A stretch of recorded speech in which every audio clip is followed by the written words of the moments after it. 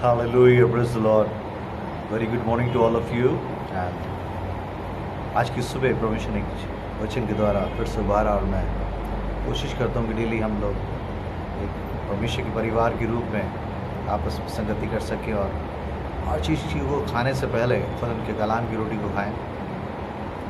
तो आज की सुबह जो वचन आत्मा में खुदावंद ने दिया वो रोमन 8 उसको 1 है, जिसमें से लिखा जो मसीह यीशु में है उन पर दंड की आज्ञा नहीं, जो मसीह यीशु में है उन पर दंड की आज्ञा नहीं।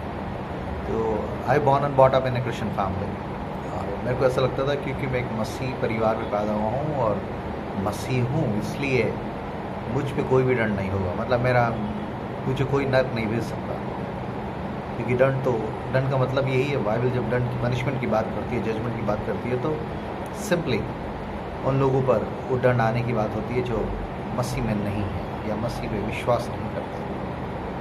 तो मुझे बचपन से यही मालूम था कि यूहन्ना 3:16 तो उन्होंने यीशु मसीह विश्वास किया, उसने परमेश्वर की संतान होने का अधिकार दिया। और इसलिए यूहन्ना 1:12 मगर 3:16 में ऐसे लिखा है कि परमेश्वर ने जगत से ऐसा प्रेम किया कि उसने इकलौता पुत्र दे दिया ताकि जो कोई इस पर विश्वास करे तो नाश ना हो बल्कि अनंत जीवन पाए। तो ये दोनों थीम वर्सेस मेरे बाद आत्मा में थे कि मैं तो क्योंकि मसीह परिवार में पैदा हूँ, विश्वास करता हूँ, उसकी संतान बन गया हूँ और इसलिए अनंत जीवन मेरा है, स्वर्ग में मेरी सीट पक्की है। और रोमन 8:1 को मैं और पुख्ता तरीके से उसके ऊपर रखता था कि जो मसीह यीशु उन पर दंड की आज्ञा नहीं। और ये बहुत सालों तक ये गलतफहमी में और इसी कैजुअल एटीट्यूड में मैं जीता रहा, मगर परमेश्वर का धन्यवाद हो कि परमेश्वर ने 1994 में एक हिंदू ब्राह्मण लड़के के द्वारा मुझे सच्चाई से अवगत कराने का खुदा ने उसको मेरे लिए जीवन में ऐसा मौका लाया। और सेंटर सिटी के बस स्टॉप पर उसने अद्भुत तरीके से बसों की बात करते करते उसने मेरा नाम पूछा, मैंने अपना नाम बताया उसको, उसने मेरे नाम से अट्रैक्ट होकर कहा आप क्रिश्चियन है? मैंने कहा हाँ, और मुझे यीशु मसीह के बारे में प्रीच करने लगा। तो मेरे झूठे घमंड में वो कहने लगा कि ये मुझे क्या बता रहा है यीशु मसीह के बारे में। मैंने उससे पूछा आपने प्रभु यीशु मसीह कब जाना?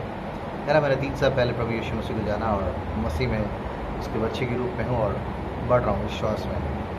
तो मेरा एक झूठा फरीसी वाला घमंड मुझे उसकी बातों से सहमत होने से रोक रहा था, क्योंकि मैंने कहा ये क्या शख्स मुझे बताएगा मसीह के बारे में? मैं तो मसीह हूँ, मैं तो मसीह परिवार में ख़ानदान में पैदा हुआ हूँ, स्वर्ग जाना मेरा तय है, ये मुझे क्या प्रचार कर रहा है?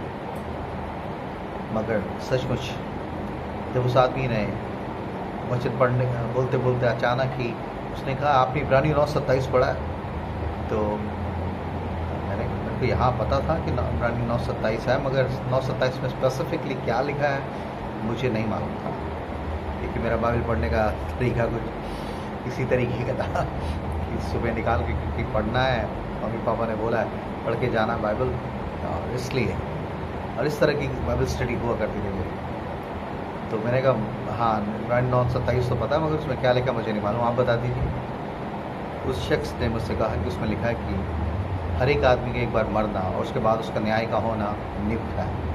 It is appointed for man once to die and after this the judgement. ये सबके लिए तय है, जो आदमी इस पृथ्वी पैदा हुआ और मरेगा उसके बाद उसका न्याय का होना होगा। तो उसने मुझसे एकदम अजीब से क्वेश्चन से पूछा, आप मसीह इतने सालों से एक मसीह परिवार में हैं भाई, क्या आपको बस श्योरिटी है कि अगर खुदा न खास्ता आज कुछ हो जाए तो क्या स्वर्ग में आपका यीशु मसीह वेलकम करेगा? हाँ मेरे बेटे तो सचमुच मुझ में पाएगा, तेरा नाम जीवन की किताब में ऐसा कहेगा, या फिर कहेगा इसे उठाओ और वहाँ डाल दो जहाँ रोना दांतों का पीसना है। इस क्वेश्चन ने, इस सवाल ने जैसे मेरी पूरे वजूद को हिला के रख दिया। आपको शब्दों में बयान नहीं कर सकता। कैसा लगा जैसे किसी ने घड़ों पानी मेरे ऊपर डाल दिया।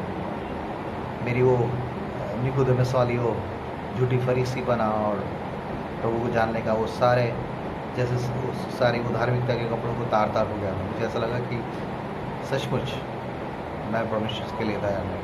और उसी रात को 3:30 बजे परमेश्वर ने मुझे रात में उठाकर बचपन से लेकर जवानी तक की हर एक ऐसी गंदी चीज़ें जो मेरे ज़बान में थी, मेरी आंखों में थी, मेरे ख्यालों में थी, मेरे शरीर में थी, उन सब चीज़ों को दिखा के कि क्या तो इस तरीके से मेरे पास आ पाएगा।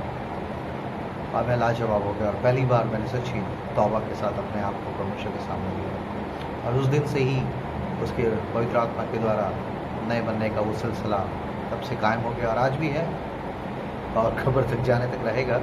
मगर इस रोमन 8:1 को जो आज खुदा ने कहा कि मेरी यही गलतफहमी थी कि रोमी मतलब मसीह में होना का मतलब ये है कि आप मसीह विश्वास कर लिया आपने और चर्च की मेंबरशिप है आपके, या फिर आप मसीह परिवार में पैदा हैं और चर्च जाते हैं, टाइप देते हैं, ये मसीह में होने का यही मतलब है।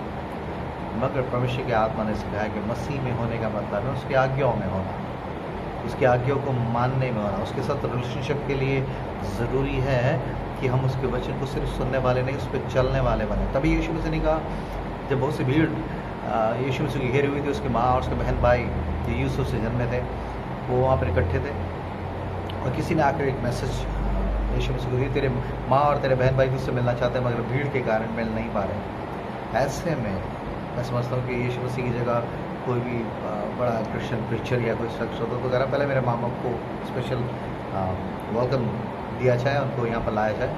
मगर नहीं, यीशु मसीह ने एक बड़ी कठोर शब्द वहाँ बोला, कौन मेरी माँ, कौन मेरे बहन भाई। मेरे माँ बहन भाई तो वो हैं जो परमेश्वर वचन को सुनते और उस पर चलते हैं। तो मैं सुनने वालों की भीड़ में ही था, चलना मेरे जीवन में बिल्कुल नहीं था, ओबीडियंस बिल्कुल नहीं था। और इसलिए तब मेरी आंखें खुली कि हाँ सचमुच मैं सिर्फ फोटो से उसका आदर कर रहा हूँ, अगर मेरा मन उसकी आज्ञाओं को, उसकी मर्जी को मानने के लिए बिल्कुल नहीं है। और यकीनन एक बड़ा रिपेंटेंस, एक तौबा का सिलसिला तब से शुरू हुआ है और आज भी है, क्योंकि मसीह में आने के बावजूद भी कई बार हमसे बहुत सी गलतियाँ होती हैं।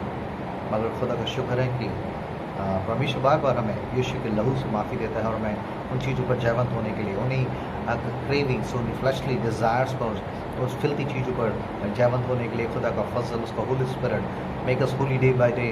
तो ये सिलसिला कब्र तक जाने तक रहेगा, क्योंकि पहले यूहन्ना 1:8-9 में लिखा कि यदि हम कहें कि हमने कुछ पाप नहीं किया तो झूठ बोलते हैं और हमने सच्चाई नहीं, हमने सत्य नहीं।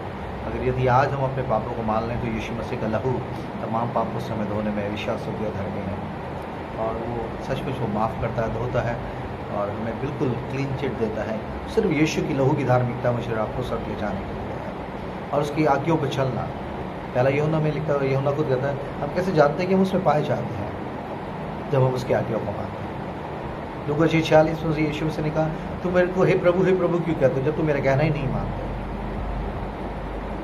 तो ऑल टुगेदर रोमन 8:1 का ये कहना है कि हम मसीह में होने का मतलब, हम मेरे दिमाग में तो यही था कि एक मसीह परिवार में पैदा हूँ, एक चर्च की मेंबरशिप मेरे पास है और टाइप अपना और सब चीज़ें और बहुत सी चैरिटी की एक्टिविटीज़ में करता हूँ, ये काफ़ी है मसीह में होने का मतलब, यही सर्टिफिकेट है। मगर नहीं, मसीह में होने का मतलब उसकी आज्ञाओं में आना, उसकी इच्छाओं में होना, और यही मुझे और आपको एश्योरेंस, श्योरिटी में लेके जाएगा कि मसीह में पाए जाते हैं। और इसी से ये मेरे और आपके इटर्निटी का सीट पक्की होगी। तो रोमी 8:1 में जो ये कहना कि जो मसीह यीशु में डन की आज्ञा नहीं, उन पे डन की आज्ञा नहीं जो मसीह यीशु में है, मतलब उसकी आंखों में, उसके खौफ में, उसके प्रेम में दिन प्रतिदिन बढ़ रहे हैं, चल रहे हैं, ऐसे लोगों के लिए ये प्रॉमिस यकीनन फुलफिल होगा। कौन प्रभु आप सबको आशीष दें।